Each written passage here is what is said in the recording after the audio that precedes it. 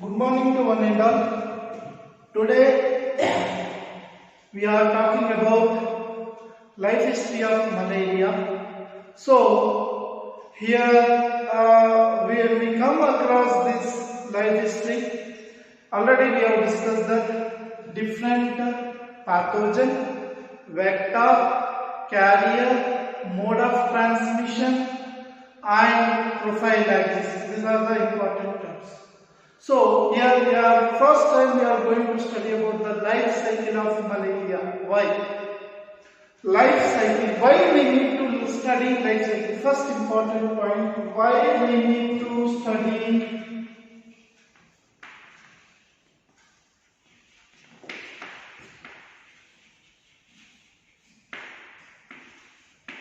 the first question in our mind arises, why we need to study life cycle. So the answer for that question is to understand method or mode of infection.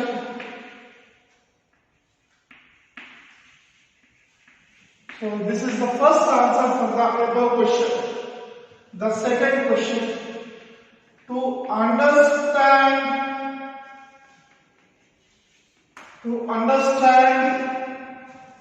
what are infective stages. Third, what are the symptoms of disease? Third point. Fourth point, how we can stop or eradicate the disease. Fourth point, what are the steps taken to control the pathogen and if vectors if present, and the next one, what is prophylaxis or treatment for that disease? So these are the points need to be taken into consideration while talking about a life cycle. So if you study any life cycle, generally disease life cycle, you will get the question this and these are the answers for the study of life cycle. Like, so how it is infecting, mode of transmission or mode of infection. First one means it is infected from diseased person to healthy person through the vector, that is female Anopheles mosquito. And to understand what is the infective stage, in the case of malaria, cryptoschizons, cryptomeroschizons and schizons. Cryptoschizons, cryptomeroschizons and schizons. Generally, as per our textbook, schizons. So schizon is the infective stage and it is causing the disease in the human being after entering into the blood. So how it is infecting and which stage is infecting. The third one, symptoms of the disease. Recurring fever, high headache and chill, cold as well as high sustained fever are the symptoms for this disease. How to stop means, when vector is not there, this pathogen will not be there. pathogen cannot transmit to the human beings. So how means by killing the vectors, by killing the larval stages of the vectors and using mosquito nets. So what are the possible ways of eradicating disease? That is the next important thing. Now what are the steps to be taken to control the pathogen? Means so killing of vectors and entry of pathogen is restricted, but if the generally by using the other control measures like using of nets or the anti-mosquito repellents, or so if you control the vector, obviously you can control the pathogen entry. Fourth one, what is the prophylaxis? What is the medicine? How the treatment should be taken place? Like using of anti-malarial drugs or anti-protozoal drugs. Anti-malarial drugs are like chloroquine or some other medicines. So anti-protozoal or anti-malarial drugs if you use, we will get the answers for these. So in this, we will try to get the answer for these particular questions.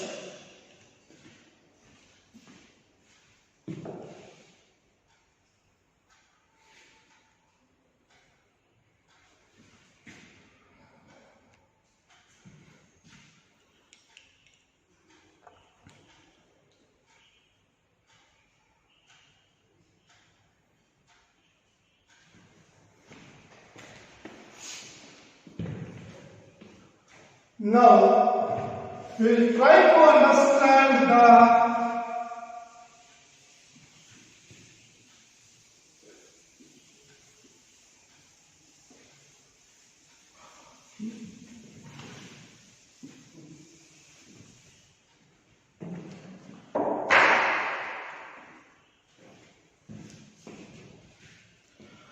Now we will try to understand the disease conditions. So, pathogen or disease-causing organism. Pathogens, there are Plasmodium species. Plasmodium species. So, Plasmodium species causes this. It is a protozoan parasite. Now, species. Plasmodium ovale, Plasmodium vivax, Plasmodium malariae, Plasmodium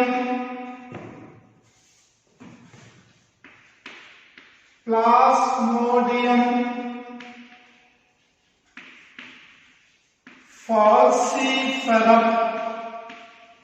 So these are the four species causes the disease malaria.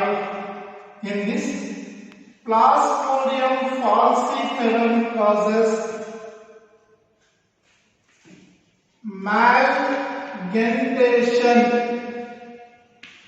malgmentation malaria.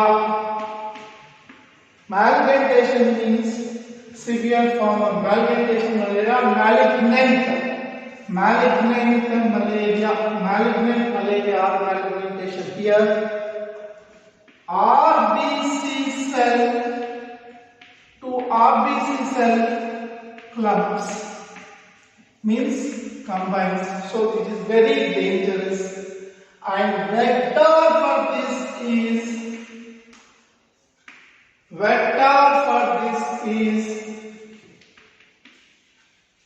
female Anopheles mosquito. Female Anopheles mosquito. Mode of transmission. Coming to the mode of infection or transmission. Mode of infection or transmission. This disease will be passed from a person healthy diseased person to healthy person through female Anopheles mosquito,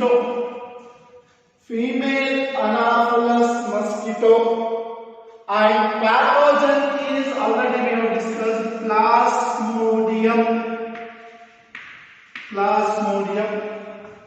Next, coming on to these symptoms.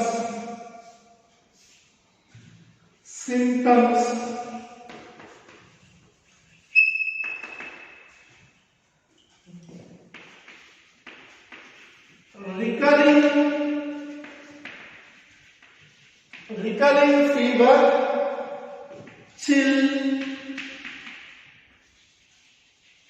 headache, and muscular pain.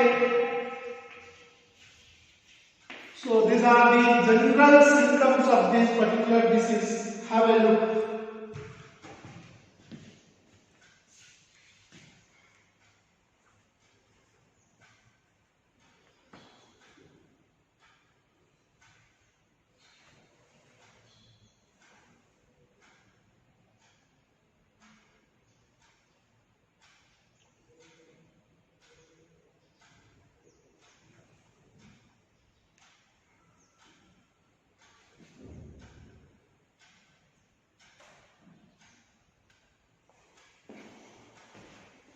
So, coming on to this disease, here only generally one more point we need to know, organs affected.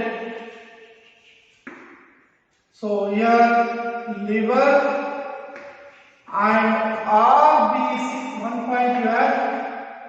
So, organs affected for this disease is liver and RBC cells. Now, we will have the discussion of first diagrammatic representation.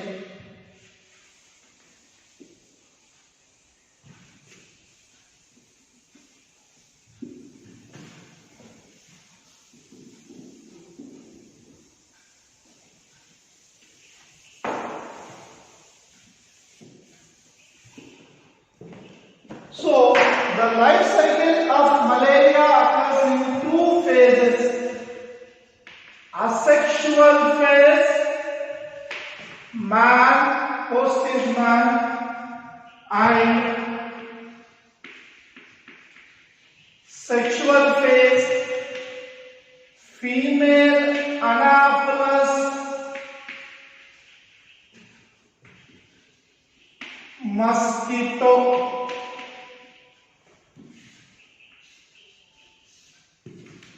Female Anopheles mosquito. Now, we'll start with the sexual phase. So, here man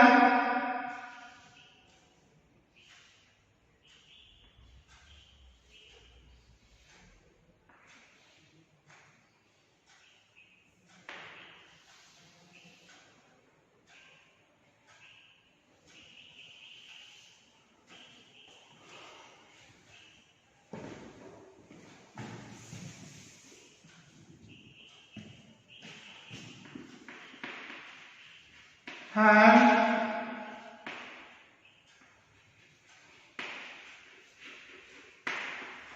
mosquito,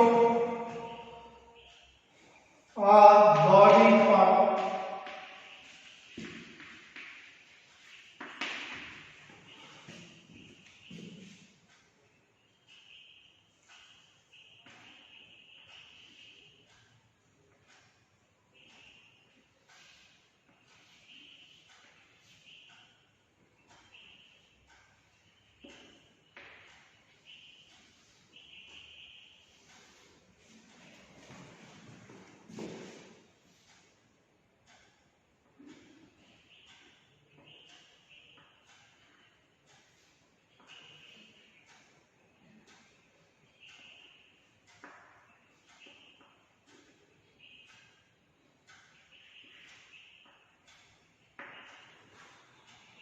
So, on the hand, mosquito bites, mosquito injects mosquito injects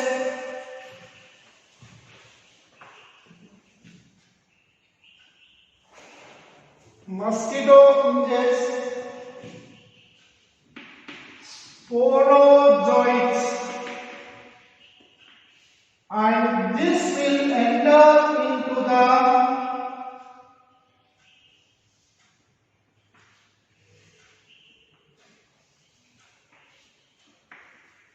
liver. From liver through blood circulation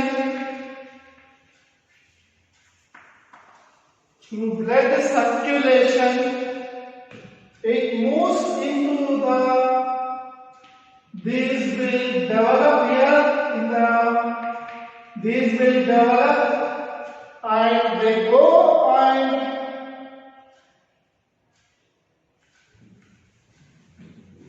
enter into the RBC cells. These are called cryptomerozoites. So you are not given cryptomerozoites. Now they develop and they burst.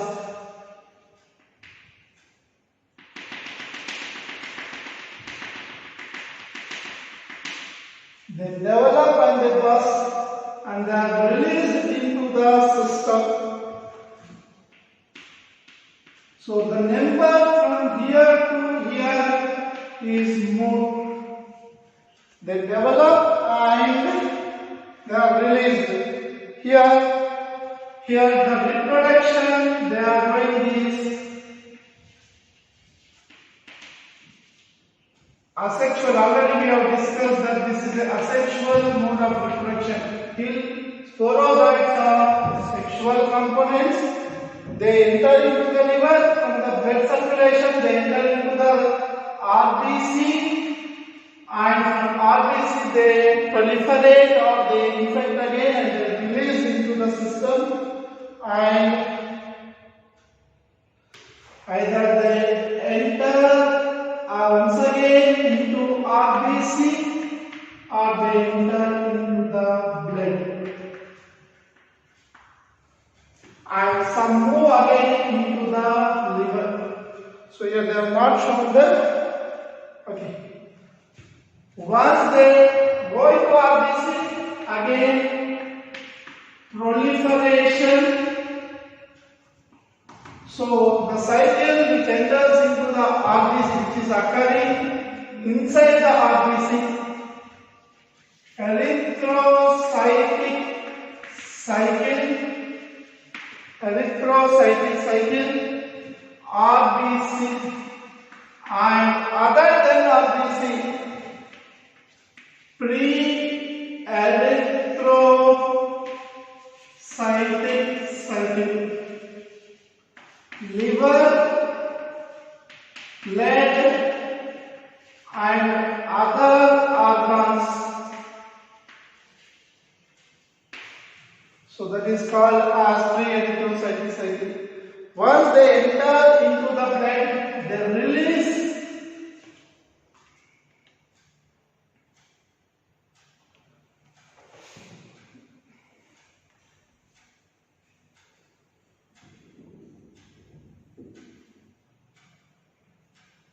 and in the blood cells now they have reached the merocryptozoites level. They release gametocytes, male gametocyte and female gametocyte.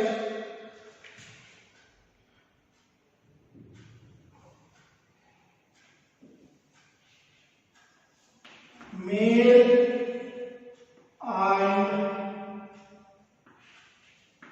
female.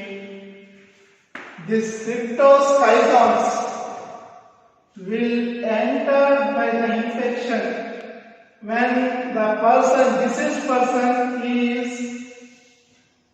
So this is whatever is happening. This is inside the mosquito.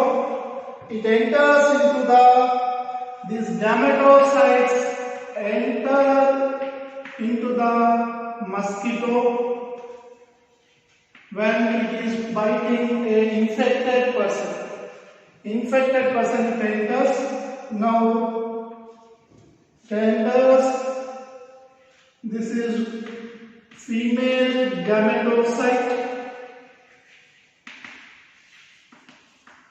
and this is male gametocyte.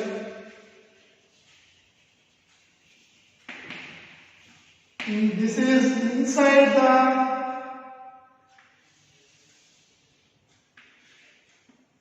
the crop, means stomach or crop of mosquito.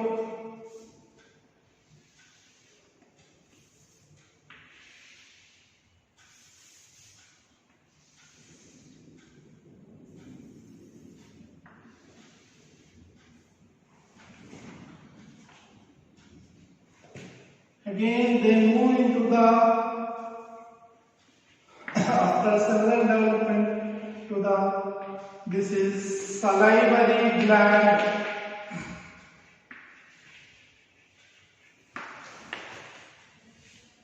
In this, after the fusion development, they form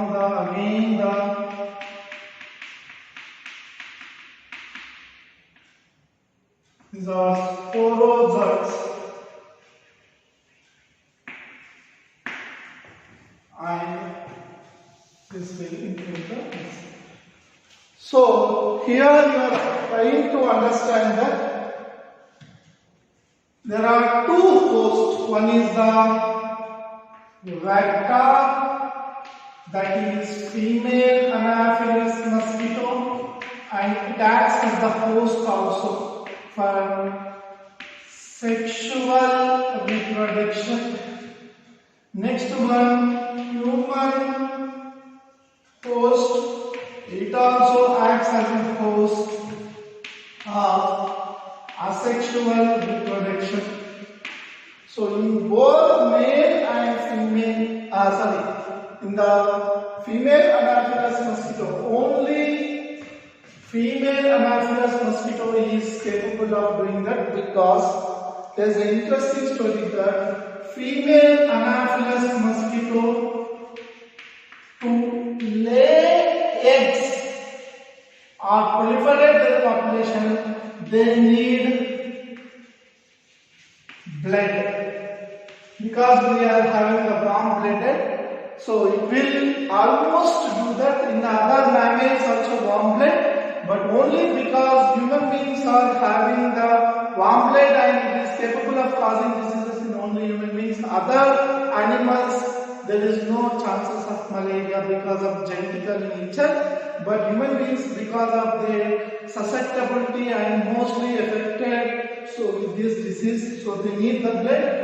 So in such a blood they will come and attack the human beings, and when they are attacking the human beings, unknowingly they will send the sporozoids.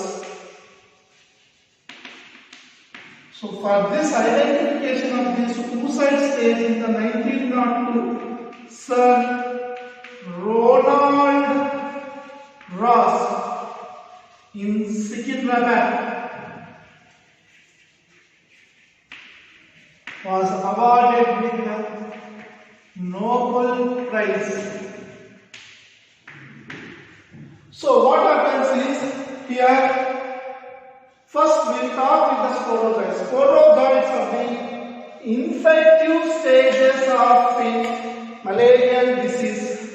So the sporozoids will enter into the human body through the biting of female Anopheles mosquito for the sake of blood. The blood, when it is sucking the blood, it will release certain enzymes and suck the blood. While sucking the blood, it will transfer these sporozoids into the body of the person. And first they migrate through the blood circulatory system into the liver. So the liver, the cycle which is happening in the liver, infection of the liver, taking control of the liver, and showing and proliferating incubation of in the liver is called as pre-erythrocytic cycle. pre-erythrocytic cycle means before blood cycle. So from the liver, once it takes control of the liver, now it enters the cryptoschizons or cryptomerosschizons from the liver will start moving out to the blood circulation and trying to infect the RBC cells. They are very small in number, and they first when they infect the RBC, so it takes certain amount of time for the RBC to be controlled. So while they are doing that, RBC will be trying to repel it because of immunity system, and once it enters into that and proliferates, now that will release that are called as cryptoschizons. These schizons either enter into the blood circulatory system or either into the other new RBC or into the blood.